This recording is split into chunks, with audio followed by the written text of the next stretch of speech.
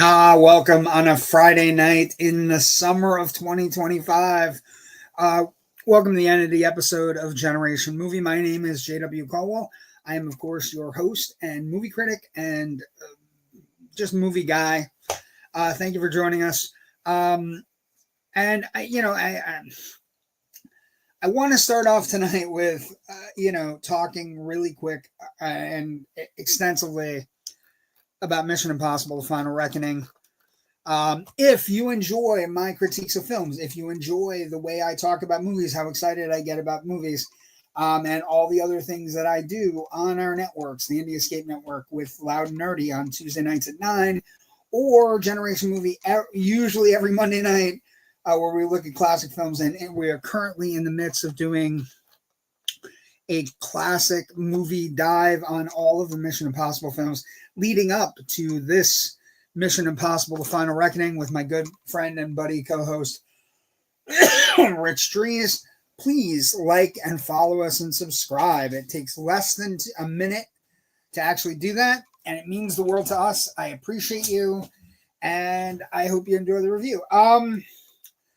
So let's say summer 2025 is going to be a little bit different than summer 2024, and let's say that summer 2025 is off to a rip-roaring start. We had Thunderbolts and we had Final Destination, and now on Memorial Day weekend, where all of a sudden Memorial Day weekend is going to be important again, we have two movies going head-to-head at the box office this week. We have a Lilo and Stitch, the live-action remake of the Disney film from 2002, I believe.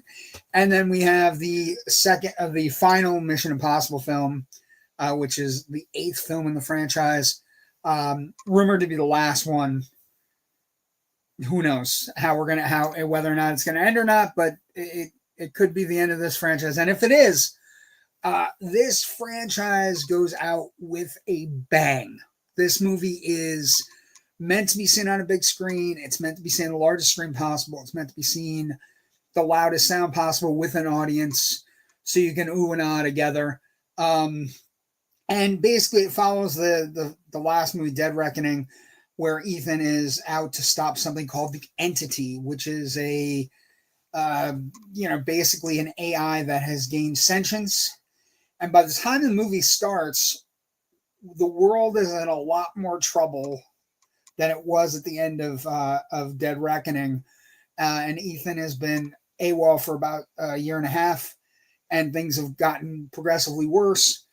And this movie sets up the idea that the AI is about to take over the world, either by causing governments to fall and fight each other, or by basically just allowing everything to kind of just filter out and maybe even get rid of the human race in general, as some AIs are wont to do. Looking at you, Skynet. But what I want to say is this movie is so great. It's heartfelt. It has the right emotion. It has everything you're looking for when you're talking about doing a Mission Impossible movie. And it starts with Tom Cruise. I mean, this person is somebody that has worked so hard to entertain us. And I know, people think he's crazy, he's a little off. All of those things can be true, but it could also be that he is giving us everything he has. And that is the case here. He is back as Ethan Hunt for possibly the 8th and last final time. He is, without a shadow of a doubt, one of the last best movie stars. He's doing most of his stunts in this movie. I was looking up what stunts he did and what he didn't. Also, this is the most expensive movie ever made. One of the more expensive movies ever made. I don't know if it's going to be most by the end, but it could be. Budget is in the $300 to $400 million range before advertising. And I don't know they're going to be able to make the money back. But I will say to you that with all the strikes, COVID shutdowns, and all of the things that are in the movie, it is all on screen. It is big and huge and death-defying stunts. That is actually Tom Cruise on a plane right there. The stunts are off the charts. He's doing the best work, like he's working hard for us. There are also several stunts that involve underwater sequences. You may or may not know from Dead Reckoning, the seventh movie in the franchise, that basically the key to stopping the entity, this AI monster, is basically in the belly of a dead submarine at the bottom of the Bering Strait. And so, there's going to be some cold swimming involved. It's got state of the art, state of the art everything. Everything in this movie is state of the art, including the swimsuit and this basically, which is a propulsion system, which kind of has like a jet propulsion system on its back, but it's not jets. It's like an internal engine that propels, and also something akin to the Abyss, where it's a mixture of oxygen and another chemical to try to deal with the pressure and the bend. It is phenomenal filmmaking. It is incredible to watch, and Cruise is game for all of it. A lot of people return. We have Haley Atwell returning from the last movie, where she played a pickpocket and a thief who got dragged kind of into the IMF. Simon Pegg is back. Ving Rhames is back as Luther. And, Angela Bassett is now the president. So it is a wonderful, amazing send-off with some of the biggest and most death-defying stunts and action sequences you're ever going to see in a film. And it's so well done. It's so well directed, so well acted. I may or may not have been blubbering like a baby. If I'm being fair and honest, I may or may not have been blubbering like a baby. And it's all because for those we hold close. These are characters we've fallen in love with over a 29-year period. The first Mission Impossible came out May 22nd, 1996. And here we are in 2025, and it's still one of the most viable franchises. It's why we're doing it on Generation Movie.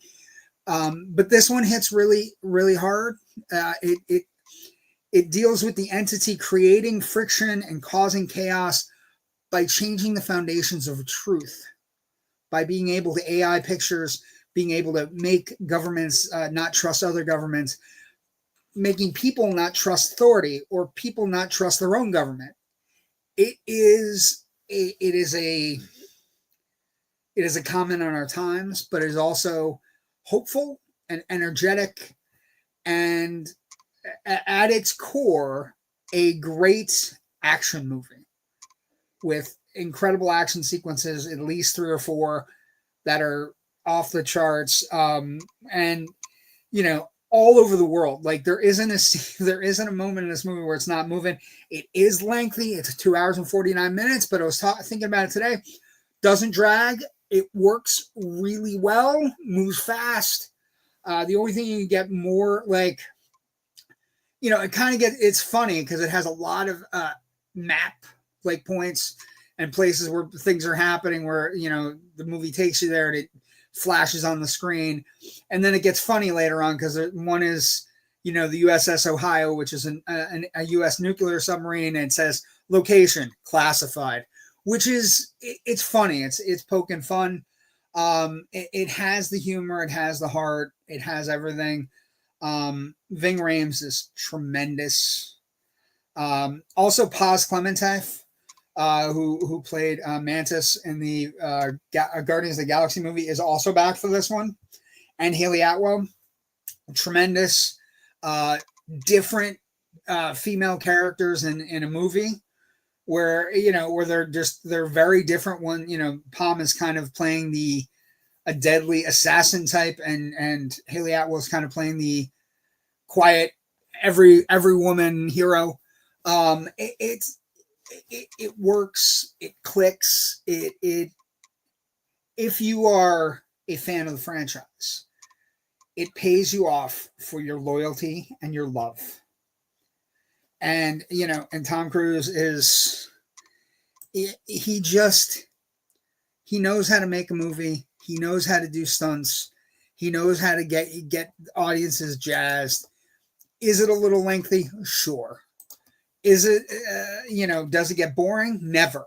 The action is so fluid and so succinct.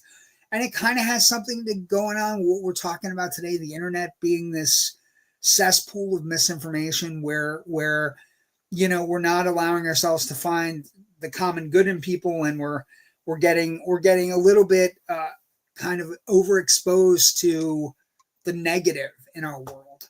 And the entity represents that. And the entity is, Ethan Hunt's most dangerous, villain. But it works. It clicks. The action sequences are sleek. They're shot well. They spared no expense in shooting these action sequences. Cruise a little long in the tooth, sure, but if he's a little long in the tooth, he's doing stuff that people half his age aren't doing, and he's doing it well. Like I said, there's several underwater sequences that are on par with, like, they're not as good as The Abyss, but they're on par with The Abyss. Like, they're at the height of what they are. It's definitely Tom Cruise. The mask shows him off. It's one of those, like, that's what I was thinking, like, watching. It's the James Cameron mask that completely shows that it's Tom Cruise doing all this work underwater. And, it goes from one piece to the next. There are cameos from the entire franchise. There are also, like, moments that are interspersed throughout the entire franchise where hints have been extrapolated out from what they were, including references to, 1, 2, 3, but a major change to 3.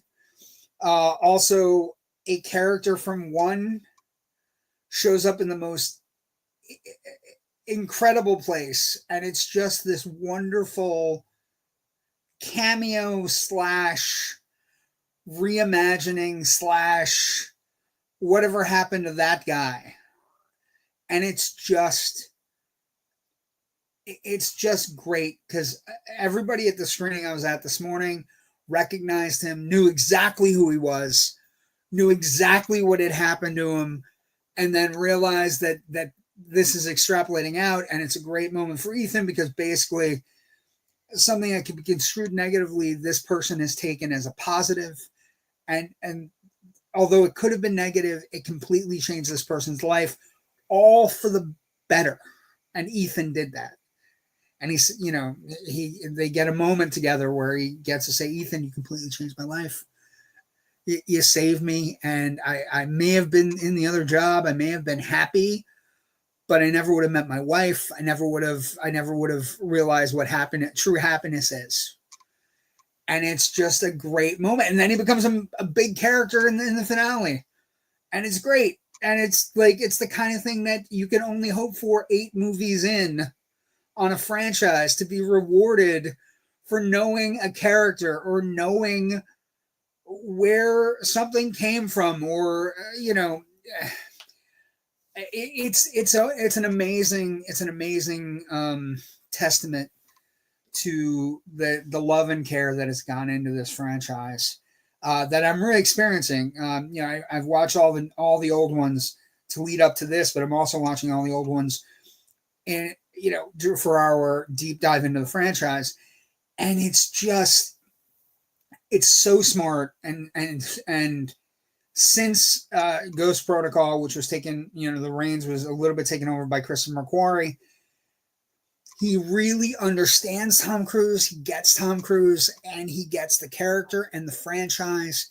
And Cruise is fantastic as Ethan Hunt. He is everything we could have ever dreamed of having a Bond clone for Americans. He's, if you asked movie fans, who would you put, what are the 3 or 4 characters that you would put up against a major problem, major issue? I think, no in certain order, it would be Ethan Hunt, James Bond, Indiana Jones. It would be that kind of that kind of a love affair with And Who Do You Trust? Good evening, Joe Ridgely. Thank you for joining us. Just coming up on 60 minutes, getting ready to finish up. I did get a little swag at the movies today. This is one of the coolest pieces of swag I've ever. The movie memorabilia stuff, the movie props, and the movie things that are coming out from movie theaters. Now, this looks like just a boring kind of cup. And it says Mission Impossible: Final Reckoning, Tom Cruise. But here's where it gets fun, kiddies. They are functional binoculars with an infrared light. So you can see the purple off the camera. And pretty man. Like some of the stuff for movies is off the chain. So they're functional. They're a functional piece of binoculars. They actually do work. So super cool there. I say that the franchise goes out with a bang, but it also goes out with a lot of heart. It goes out with one of the characters telling everybody what they need to do to make this world a better place, and that Ethan has always been that first front for everybody trying to do bad in this world. And he's just he's become one of the great movie heroes. He's got to be in the discussion now. 8 movies in, with all the things his character's done. But it is about him caring about his team, right? He cares about his team. He doesn't sacrifice his team. He puts his team first, and then he solves the problems that involve billions. The Entity lays it on him hard in this movie. The Entity and Gabriel, played by Isai Morales, go hard at Ethan Hunt in this movie, and Ethan Hunt takes more damage and more things go wrong in this movie than any of the other movies. And I would also say it's one of the more darker toned movies. As things progress through the movie, it gets considerably darker. That is a little bit of a match to our current time. And I think that's one of the great things about this franchise, is that through 29 years, it is bumped along, and it started out as like a reboot of a television show, and it started as a reboot of a television show, and then it then became like a director showcase, and then it became an entirely different franchise around Ghost Protocol. Ghost Protocol, Rogue Nation, Fallout, Dead Reckoning, Final Reckoning are almost their own franchise, minus the first 3. Although all of them are good. And Ken McKernan. Good evening, friends. I still not see one Mission Impossible movie. Ken, what are you waiting for, my man? This is a perfect time. It's a perfect time. You can watch all of them in abundance, and then go see the last one and be like, I got in on it right at the end, but it was still amazing. Ken, you're missing out. They're great movies. They're incredible movies. I would not lie to you, Ken. But yeah, I'm totally happy with how it ended. If it is indeed the end, you never know these days. But if it is indeed the end, and this is the last time we'll see Tom Cruise as Ethan Hunt, and Simon Pegg and Ving Rhames and Haley Atwell and Palm Clementine and all these other people, or if the franchise goes in a new direction, because they could, if they wanted to, they could try to get young people involved. I like Tom Cruise early stuff. After Top Gun, it's meh for me. I don't know, man. I was thinking about Tom Cruise. He's one of the last bankable actors that gives me 120%. I've said it before. I'll say it again. Gives me 120. I appreciate the 120. And this one is overdrive. Like, he's doing shit in this movie. The underwater sequences, the plane stuff. Like, there's an awful lot of running, and there is some really kind of heartfelt character farewells, and so all comes together in the beginnings of what has potential to be a great summer. This is a summer box office blockbuster that you have to see with a crowd, have to see in the theater, have to see with a lot of people. And this Memorial Day is looking like it's going to be one of the biggest Memorial Days in the history of box office. It has potential to break all records with this going up against Lilo and Stitch. Lilo and Stitch will get to you later in the week. I think we're going Monday with the kiddies, with the nephews. But again, I cannot talk. It is the type of movie you go to movie theaters for. One person walking out, and I echo this sentiment. Now that's a movie. That's the kind of movie you want to see. You want to see movies on a big screen that are popping, and action, and Cruise and company have not left anything to the imagination. It is all up there on the big screen, and it's action, and it's heart, and it's characters you've grown to love over a 29-year span. And I'm definitely going to see it again. I enjoyed it thoroughly. Mission Impossible Final Reckoning is the culmination of 29 years of very hard work and 29 years of varying cooks in a very good kitchen that has created this amazing franchise that is both a feast for the eyes and the mind, and excitement and adrenaline junkies. It's a fantastic movie, and I can't speak highly enough of it. It was great. I enjoyed it thoroughly. If you enjoy me thoroughly, we have coming up on Monday night, we will be doing a big deep dive into the rest of the franchise. We continue our deep dive. We've already done 1, 2, Mission Impossible, Mission Impossible 2, Mission Impossible 3. On Monday, we will be doing the place where the franchise jumps into expertise quality action movie making. 1, 2, and 3 are good. 4, 5, 6, 7, 8 are bookends that are just absolutely an astounding jump off into genius level action movie making. Final Reckoning, if it is the final reckoning with Ethan Hunt and the IMF crew, it's been a great ride, and this is a ride that should be experienced with the biggest screen possible, the loudest sound possible, and the biggest audience possible, so you can ooh and ah with a franchise that has taken very good care of us for 29 years.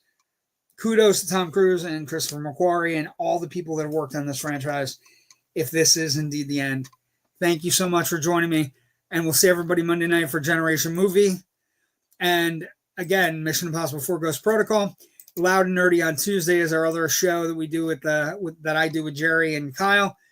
Thank you so much for joining us tonight. Have a great weekend. Have a great Memorial Day. Put some stuff on do some swimming, grill some food, have a birthday party. Maybe that's what we'll be doing.